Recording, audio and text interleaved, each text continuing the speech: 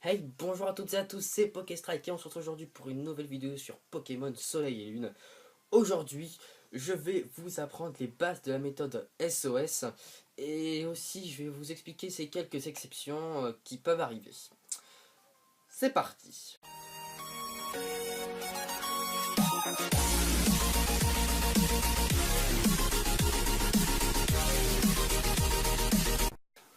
Bon alors déjà, la méthode SOS c'est quoi? C'est une méthode exclusive à Pokémon Soleil et Lune qui sert à avoir des Pokémon Shiny. Cette méthode, on n'a pas tout à fait les chiffres encore, mais en gros, à 255 Pokémon appelés à l'aide, votre chaîne s'arrête. Parce que le 256ème, c'est comme si la chaîne recommençait à 0. Donc voilà.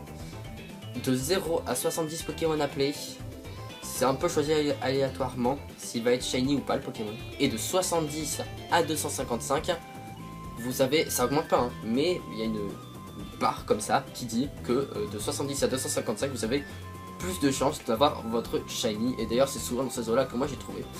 D'ailleurs, vous pouvez voir sur l'écran là que le Ekide, eh bien, je l'ai eu en SOS. J'ai eu aussi ce fameux Chenipan. Ce petit. Bon, là c'est Bazoukan, mais j'ai eu Picasso. J'ai eu aussi Mimantis, Manglouton et Froussardine. Et aussi, j'avais oublié Larvibule. Voilà. Je m'en suis fait pas mal. Cette méthode, comparée à la méthode Masuda, elle a l'avantage d'être... C'est pas une question simple, mais on va dire qu'elle est un peu plus... Elle est moins chiante, et elle sera sûrement moins longue. La méthode Masuda, autant elle peut être très rapide, autant elle peut être très longue. Il y a des gens qui arrivent à plus de 1000 œufs, et qui n'ont rien de shiny. Alors qu'ils font la méthode Masuda, bien parfaite, comme ça. Et pourtant ils n'ont pas de shiny. Donc... voilà, c'est un conseil que je vous donne, faites la méthode SOS pour les Pokémon que vous pouvez. Il y a aussi des chiffres par Pokémon en fait.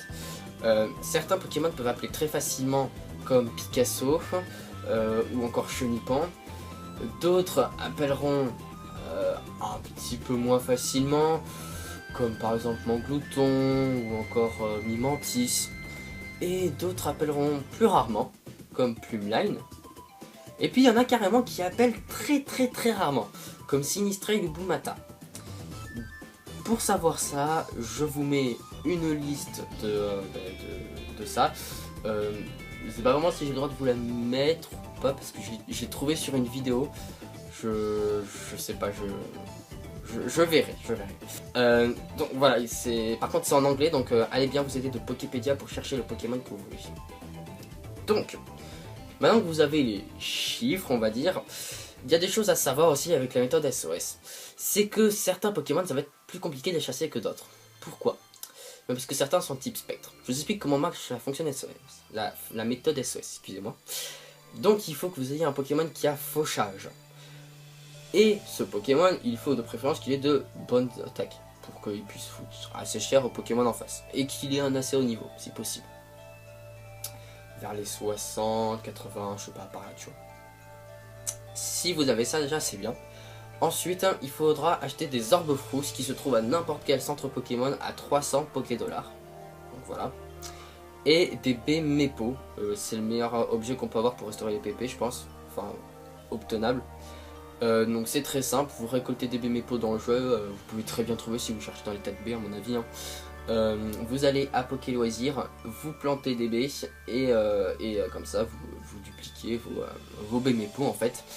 Et puis comme ça, vous faites un petit farm de Bémépo, voilà, et vous pouvez restaurer vos PP. Donc là vous avez tous les objets essentiels, mais il faudra certains Pokémon spéciaux pour certains Pokémon.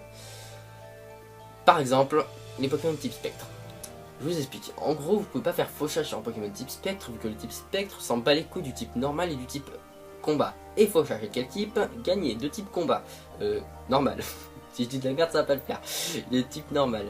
Et donc, en fait, vous pourrez pas taper le Pokémon type spectre. Dans ces cas-là, il y a je dis bien un seul Pokémon que vous pouvez avoir dans Pokémon Soleil et Lune qui va vous arranger.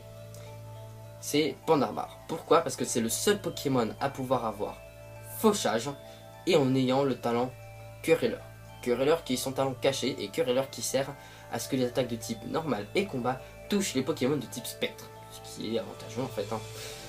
Vu que Pandarbar a beaucoup d'attaques type combat, et normal. Et donc, comment il faut faire pour le trouver, ce Pandarbar? Donc en gros, il faut déjà que vous capturiez un pan d'espiègle. Ouais, un pan d'espiègle pour avoir un Pandarbar, ou pan d'espiègle peut très bien avoir le talent aussi d'ailleurs, hein. Mais Pandarbar est une évolution, donc c'est mieux. Donc, ce qu'il faut faire en fait, c'est que vous capturez votre pan d'espiègle. Si possible, vous le faites évoluer en Pandarbar. Enfin, je vous le conseille quand même parce que c'est chaud. Vous gardez qu'un seul Pokémon dans votre équipe. Je vous expliquerai après pourquoi. Puis vous partez à la chasse. Donc, là, qu'est-ce qu'il faut faire? Eh bien, il faut faire fauchage sur le pan d'espiègle pour qu'il appelle à l'aide. Et pourquoi un seul Pokémon dans notre équipe? Parce que ce putain de Pokémon connaît projection. Et projection, ça fait quoi? Gagner. Projection, ça dégage le Pokémon de ton équipe. Et du coup, bah, il faut renvoyer un autre. Donc c'est très chiant en fait. Donc c'est mieux d'avoir qu'un seul Pokémon dans ton équipe. Comme ça, il renvoie pas le Pokémon on ne sait où. Donc voilà, là déjà vous êtes pas mal. Et il faut savoir que à partir de 10 pans d'espiègle, il y a 10% de chance qu'il ait le talent querelleur, son talent caché. De 20%, à partir de 20, il y a 20% de chance qu'il ait le talent caché. Et de 30%. Et non, pour 40, il n'y aura pas 40%, ça s'arrête à 30%. Mais à 30%, vous êtes déjà à 3 chances sur 10. C'est bien quand même, c'est plutôt pas mal on va dire. Donc une fois que vous avez votre Pokémon avec querelleur et fauchage, vous pouvez aller chasser Pokémon type spectre. Mais là encore les gens c'est compliqué parce que par exemple Bakabou, lui tu peux le chasser mais sauf que de 1 il a jet de sable. Jet de sable c'est très casse-couille, voilà hein. Donc à ça j'ai trouvé un remède, j'ai mis corps perdu à mon Pandarbar. Du coup, vu que ça échoue jamais, et ben c'est juste que j'attaque en dernier, mais au moins je le touche. Mais non, il fallait encore que ce Pokémon soit casse-couille parce qu'il a Piétisol. Et du coup, je peux pas attaquer avant lui. Et donc il fait Piétisol, et ce con tue le Bakabou qui n'avait que 1 PV avec fauchage, et moi je le tue parce que je savais pas qu'il allait faire ça.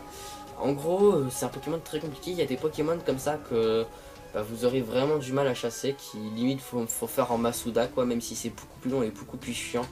Mais malheureusement, j'ai pas d'autre technique pour vous quoi. Donc voilà les gens, vous savez un petit peu tout ce qu'il y a à savoir sur la méthode SOS. Moi, je vous souhaite une très bonne chasse si vous avez envie de vous y lancer. Et puis bah sur ce, portez-vous bien, prenez soin de vous et puis ciao.